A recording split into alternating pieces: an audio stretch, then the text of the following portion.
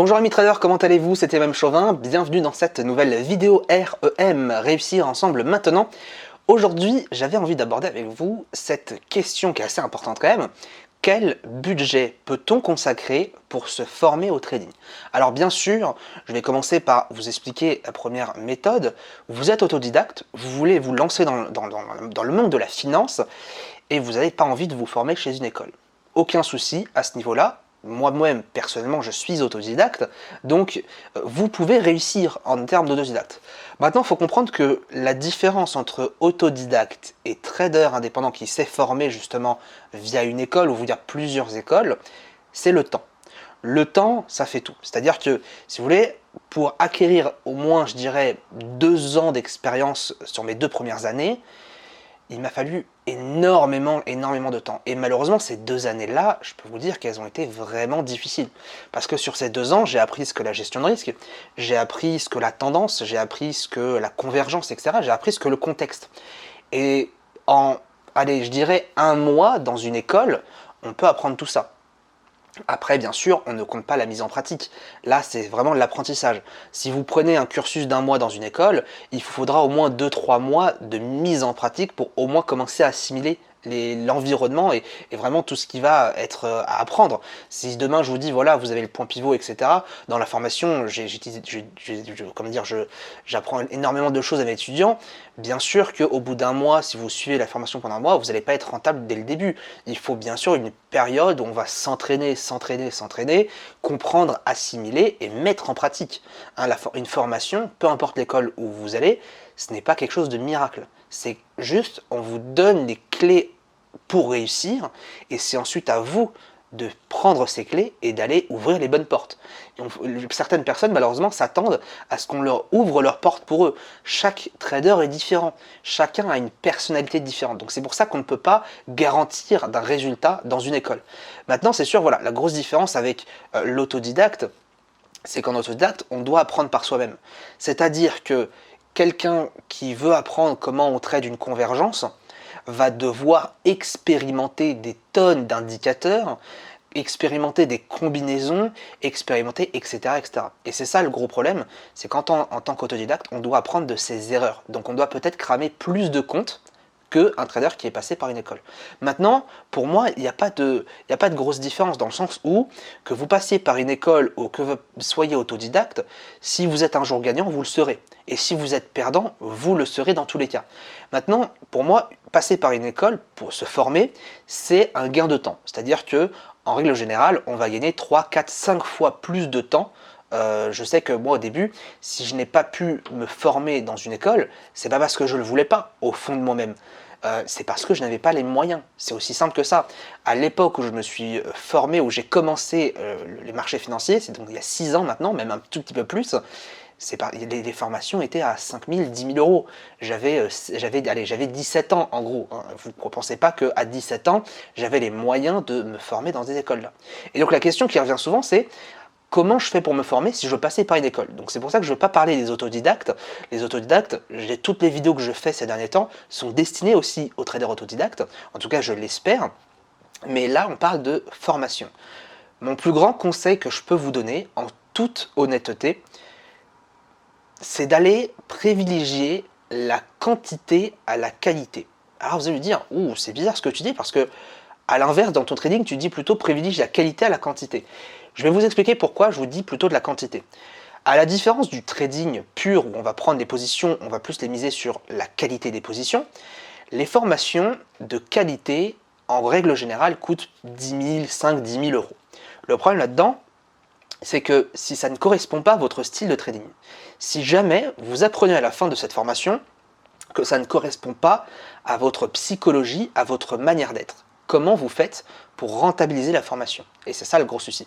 C'est-à-dire que vous n'allez pas rentabiliser cette formation si elle coûte 10 000 euros. Parce que ça se trouve, vous n'allez pas appliquer les stratégies qui sont avec. Et si ça se trouve, vous n'allez même pas en fait être rentable, c'est-à-dire arriver à faire du gain parce que vous n'utilisez pas les stratégies. Par contre, si vous misez plutôt sur la quantité, c'est-à-dire, et moi c'est mon avis, je préfère, imaginons si j'ai 2 000 euros d'investissement pour me former, je préfère faire plusieurs petites écoles indépendantes plutôt que d'aller directement dans une école qui coûte 2 000 euros. Je m'explique encore une fois, En prenant plusieurs formations de différentes écoles, non seulement vous pouvez développer plusieurs styles de trading, donc je peux prendre une école qui est spécialisée dans le scalping, une école qui est spécialisée dans l'intraday, une école qui est spécialisée dans le swing trading, donc je peux connaître un peu les différents styles, et surtout, grâce à différentes formations, je peux connaître différentes façons de penser. Moi j'ai une façon qui est spéciale de penser, un tel a une autre façon spéciale de penser. En fait chacun a vraiment une approche différente sur les marchés financiers et moi je trouve ça super passionnant, je trouve ça super intéressant. C'est-à-dire qu'on n'a pas une méthode gagnante qui est la seule. On a plusieurs façons de gagner sur les marchés financiers. Un tel gagne, comment il fait? Un tel gagne, comment il fait? Et c'est ça qui est intéressant. C'est pour ça que je préfère privilégier la quantité de formation plutôt que la qualité. Parce qu'en général, de 1, vous savez très rapidement si une école est intéressante ou pas. Il suffit facilement de voir dans la section commentaires dans les vidéos YouTube ou même d'aller chercher des étudiants dans l'école et de leur demander est-ce que toi tu es satisfait de l'école? En général, croyez-moi que quand une école est vraiment mauvaise, vous le savez. Hein, c'est comme une école de manière générale. Vous le savez quand il y a un pourcentage de réussite, etc. Donc l'idée vraiment c'est faites plusieurs écoles mais à petit prix. Je vais vous donner un exemple. Alors ça reste uniquement mon avis. Par exemple, si vous voulez faire du scalping, intraday et swing trading. Exemple, au lieu d'aller dépenser 10 000 euros, plutôt privilégier par exemple l'école IVT, donc là, avec l'école créée et dirigée par Rodolphe Stéphan. Ça va vous coûter peut-être, je sais pas, il me semble c'est 100 euros par mois ou 60 euros par mois si on prend un abonnement de plusieurs mois. Donc déjà c'est 60 euros, c'est pas grand chose, il y a des accès au live, etc. Vous avez par exemple pour l'intrascalping l'école ICT, mon école, donc là c'est 249 euros en ce moment avec la réduction des 30%. Vous avez même un accès un jour offert dans la salle de marché juste derrière moi, 249 euros pour une formation, c'est très très correct. Et vous avez par exemple l'école pour tout ce qui va être swing trading, l'école DMT. DMT Trading, que je connais un petit peu, qui a une très bonne formation qui va coûter peut-être 400 ou 500 euros. Donc vous voyez que pour moins de 1000 euros déjà, vous pourrez arriver à faire 3 écoles différentes, 3 formations différentes, sans débourser énormément d'argent, mais en étant déjà sur plusieurs plans. C'est-à-dire que si une des 3 écoles ou 2 des 3 écoles ne vous conviennent pas et que la dernière école sur les 3 vous convienne, là c'est jackpot. Vous n'avez pas dépensé 10 000 euros pour vous rendre compte que effectivement en fait c'est pas ce que j'aime. Et moi c'est ce que je conseille à mes étudiants et je suis pas ce genre de personne, de trader ou de formateur à dire venez vous former que chez moi et c'est tout. En live partout à n'importe quel moment, je le dis, voilà. Maintenant vous avez fait ma formation, c'est bien. Si vous êtes satisfait, c'est bien. Mais c'est pas parce que vous êtes satisfait qu'il faut vous arrêter là. Si vous avez encore un peu d'argent à investir, si vous voulez explorer d'autres opportunités, d'autres marchés, allez faire la formation d'un tel. Et moi, ça ne me dérange pas du tout de conseiller des collègues. Au contraire, je pense que l'intérêt de l'étudiant doit passer avant l'intérêt de l'école et de l'argent. C'est-à-dire que c'est bien de se dire, oui, moi je dirige une école, mais pour diriger une école aussi, il faut savoir partager, etc. Donc mon plus grand conseil dans cette vidéo, c'est vraiment de vous dire, peu importe la formation que vous avez, si vous avez le capital nécessaire pour pouvoir trader et pouvoir vous former, n'hésitez pas à aller chez d'autres écoles, n'hésitez pas à aller de voir d'autres façons de penser. Bien sûr, tant que c'est rentable, c'est excellent. C'est-à-dire que si une école, encore une fois, elle est à 1000 euros et que vous pensez que ça ne va pas être rentable sur votre capital, n'y allez pas.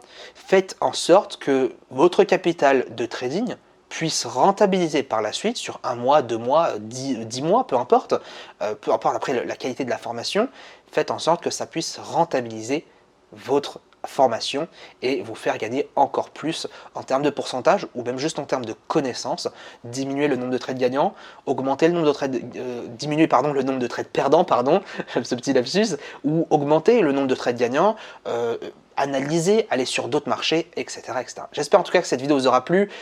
Vidéo REM, réussir ensemble maintenant. N'hésitez pas à vous abonner juste en bas à la chaîne pour suivre les prochaines vidéos. Une vidéo par jour, c'est ce que j'essaie de tenir depuis maintenant un petit temps. On se retrouve du coup dès demain. Très bonne journée à tous et à bientôt.